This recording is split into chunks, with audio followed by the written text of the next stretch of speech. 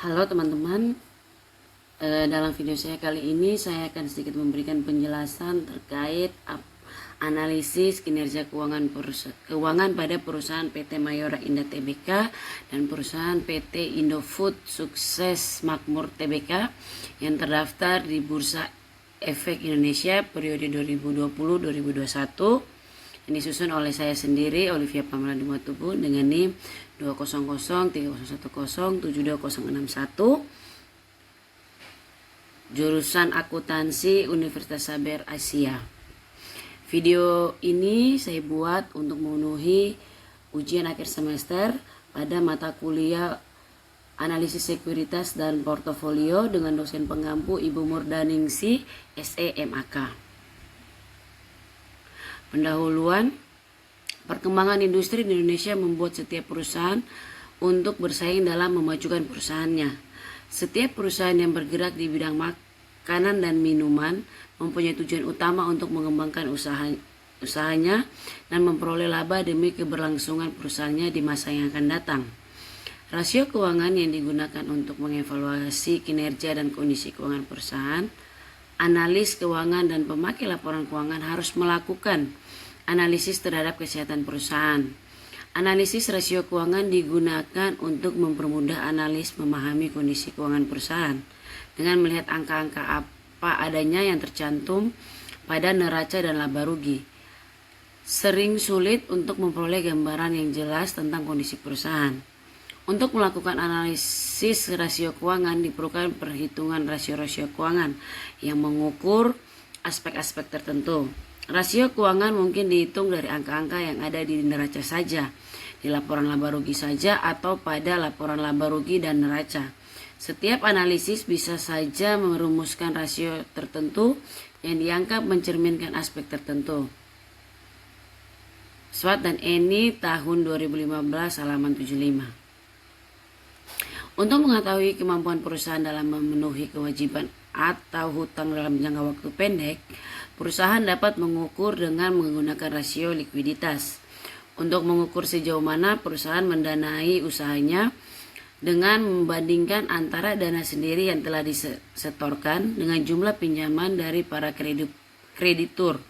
Perusahaan dapat mengukur dengan menggunakan rasio solvabilitas. Sementara itu, untuk mengetahui kemampuan perusahaan dalam menghasilkan laba melalui semua kemampuan dan sumber yang ada seperti kegiatan penjualan, kas, modal, jumlah karyawan, jumlah cabang, dan sebagainya, perusahaan dapat mengukur dengan menggunakan rasio profitabilitas. Sedangkan untuk mengukur seberapa efektif perusahaan dalam menggunakan sumber dananya, perusahaan dapat mengukur dengan menggunakan rasio aktivitas. Astuti tahun 2004. Analisis rasio keuangan berperan sangat penting dalam melihat kondisi kesehatan perusahaan secara terperinci, khususnya pada kondisi keuangannya. Tidak hanya kondisi tersebut saja, tetapi juga mampu untuk meramal kondisi perusahaan di masa mendatang. Dasar teori mutakhir. Menurut PSAK nomor 1 tahun 2015 halaman 1, laporan keuangan adalah penyajian terstruktur dari posisi keuangan dan kinerja keuangan suatu entitas. Laporan ini menampilkan sejarah entitas yang dikuantifikasi dalam nilai moneter. Menurut Kieso, Wegen, dan Warfield tahun 2011 halaman 5, laporan keuangan adalah financial statement are the principal means through which a company communicates its financial information to those outside it. The statement provide a company history quantified in money terms. Analisis laporan keuangan pada dasarnya dilakukan karena pemakai laporan keuangan ingin mengetahui tingkat keuntungan dan tingkat risiko atau tingkat kesehatan suatu perusahaan. Mamdu M. Hanafi dan Abdul Halim 2009. Menurut Kasmir 2013, analis laporan keuangan adalah suatu proses analisis terhadap laporan keuangan dengan tujuan agar dapat mengetahui posisi keuangan perusahaan saat ini. Dan hasil analisis laporan keuangan juga akan memberikan informasi tentang kelemahan dan kekuatan yang dimiliki perusahaan. Dengan mengetahui kelemahan ini, manajemen akan dapat memperbaiki atau menutupi kelemahan tersebut, dan kekuatan yang dimiliki perusahaan harus dipertahankan atau bahkan ditingkatkan. Metode penelitiannya, pada penelitian ini peneliti menggunakan penelitian kualitatif deskriptif. Data dari penelitian ini adalah perusahaan PT Mayora Indah Tbk dan PT Indofood Sukses Makmur Tbk yang terdaftar di Bursa Efek Indonesia dan memiliki data laporan keuangan yang lengkap tahun 2020 sampai 2021. Data-data yang telah diperoleh selanjutnya akan dilakukan analisis rasio keuangan yang terdiri dari rasio likuiditas, rasio solvabilitas, dan rasio probabilitas. Hasil dan analisa. Melakukan analisis suatu laporan keuangan merupakan sebuah dasar untuk menggambarkan bagaimana kondisi keuangan dan hasil operasi suatu perusahaan. Hidayat tahun 2018. Pembahasan dari hasil perhitungan rasio likuiditas, rasio solvabilitas, dan rasio probabilitas pada perusahaan PT Mayora Indah Tbk dan PT Indofood Sukses Makmur Tbk pada tahun 2020 sampai 2021 adalah sebagai berikut. Yang pertama adalah perhitungan rasio likuiditas. A, current rasionya sama dengan aktiva lancar dibagi dengan hutang lancar. Dapat kita lihat di tabel pertama, hasil perbandingan current rasionya untuk kedua perusahaan. Yang pertama ada PT Mayora Indah Tbk pada tahun 2020 sebanyak 256,8 kali dan memang menurun di tahun 2021 dengan total hanya 16,32 kali. Kemudian yang kedua ada PT Indofood di tahun 2020 hanya 2,79 kali, namun pada tahun 2021 naik menjadi 4,08 kali. Yang berikut adalah rasio likuiditas. Untuk perhitungan quick ratio sama dengan aktiva lancar dikurang persediaan dibagi hutang lancar. Pada tabel 2 ini dapat kita lihat perbandingannya. Untuk PT Mayora pada tahun 2020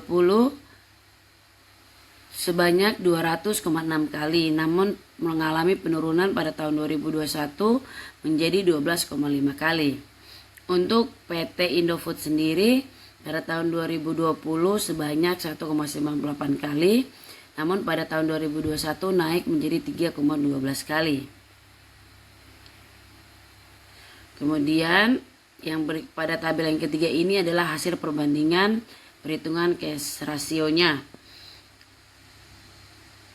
Untuk PT Mayora sendiri pada tahun 2020 sebanyak 75,6 kali dan menurun di tahun 2021 sebanyak 3,79 kali. Untuk PT Indofood sendiri di tahun 2020 hanya 1,26 kali. Namun terjadi kenaikan pada tahun 2021 sebanyak 2,22 kali. Jika dilihat dari tabel di atas, analisis perhitungan rasio likuiditas pada perusahaan PT Mayora Indah Tbk memang mengalami penurunan pada tahun 2021 dibandingkan dari tahun sebelumnya. Hal ini terjadi karena adanya penurunan aktiva lancar dan meningkatnya hutang lancar. Akan tetapi perusahaan masih mengalami keuntungan karena perhitungan analisis rasio likuiditas masih berada di atas angka 1. Sedangkan untuk perusahaan PT Indofood Sukses Makmur Tbk mengalami peningkatan pada tahun 2021 dibandingkan dari tahun sebelumnya, yang artinya perusahaan mampu membayar hutang lancarnya yang akan jatuh tempo dalam waktu dekat. Yang kedua adalah perhitungan rasio solvabilitas. Pada tabel pertama dapat kita lihat hasil perbandingan antara PT Mayora dan Indofood dalam perhitungan debt to equity ratio. Untuk PT Mayora sendiri di tahun 2020 hanya sebanyak 0,76 kali. Dan di tahun 2021 tidak mengalami peningkatan atau sama seperti tahun sebelumnya, yaitu hanya 0,76 kali. Namun untuk PT Indofood di tahun 2020 sebanyak 1,07 kali dan mengalami sedikit peningkatan di tahun 2021 sebanyak 1,08 kali. Untuk tabel yang kedua adalah hasil perbandingan perhitungan debt to asset ratio. Untuk perusahaan PT Mayora di tahun 2020 hanya sebanyak 0,44 kali. Namun terjadi penurunan pada tahun 2021 menjadi 0,43 kali. Untuk PT Indofood sendiri di tahun 2020 hanya sebanyak 0,52 kali.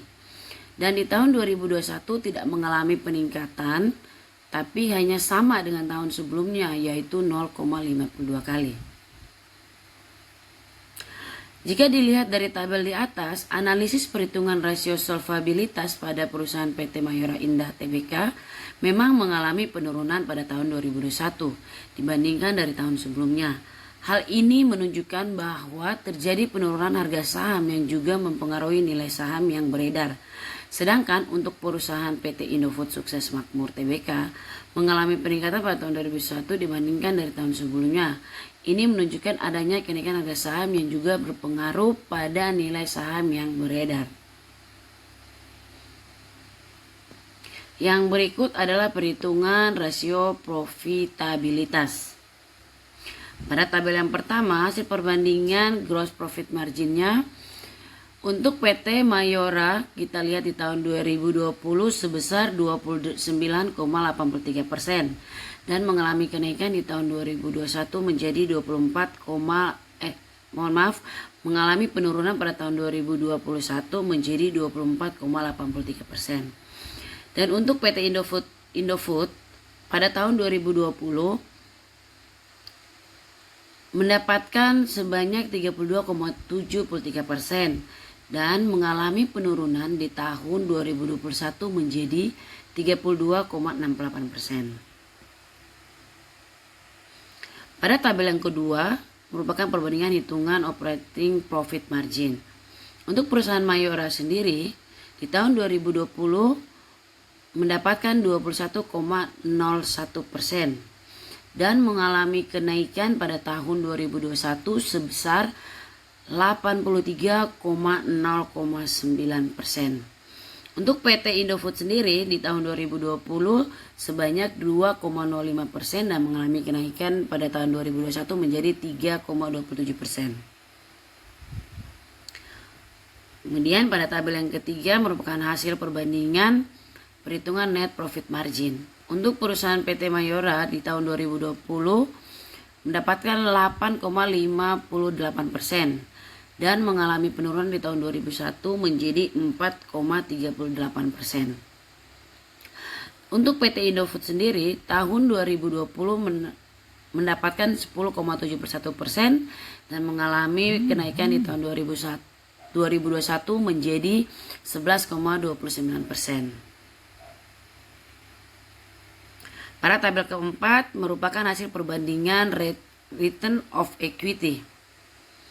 Untuk PT Mayora sendiri di tahun 2020 mendapatkan 0,47% dan di tahun 2021 mengalami penurunan menjadi 0,28%. Sedangkan untuk perusahaan PT Indofood di tahun 2020 mendapatkan hasil sebesar 7,48% dan di tahun 2021 mengalami kenaikan sebesar menjadi 9,59%. Pada tabel yang kelima ini merupakan perbandingan return on asset. Untuk PT Mayora sendiri di tahun 2020 mendapatkan 13,6% dan mengalami penurunan di tahun 2021 menjadi 7,79%. Untuk PT Indofood di tahun 2020 mendapatkan 7,57% Dan di tahun 2021 mengalami kenaikan menjadi 8,07%. Jika dilihat dari tabel di atas, analisis perhitungan rasio profitabilitas pada perusahaan PT Mayora Indah Tbk memang mengalami penurunan pada tahun 2021 dibandingkan dari tahun sebelumnya. Hal ini dapat mempengaruhi kinerja perusahaan dan dapat memberikan indikator yang tidak baik bagi perusahaan. Namun pada analisis perhitungan operating profit margin terjadi peningkatan dari tahun sebelumnya. Hal ini menunjukkan operasi perusahaan yang meningkat. Sedangkan untuk perusahaan PT Indofood Sukses Makmur Tbk mengalami peningkatan pada tahun 2021 dibandingkan dari tahun sebelumnya. Ini menunjukkan bahwa kinerja keuangan perusahaan juga baik. Namun terjadi penurunan pada gross profit margin yang disebabkan karena terjadinya perbedaan perolehan penjualan serta elemen-elemen yang sangat berhubungan dengan harga pokok penjualan.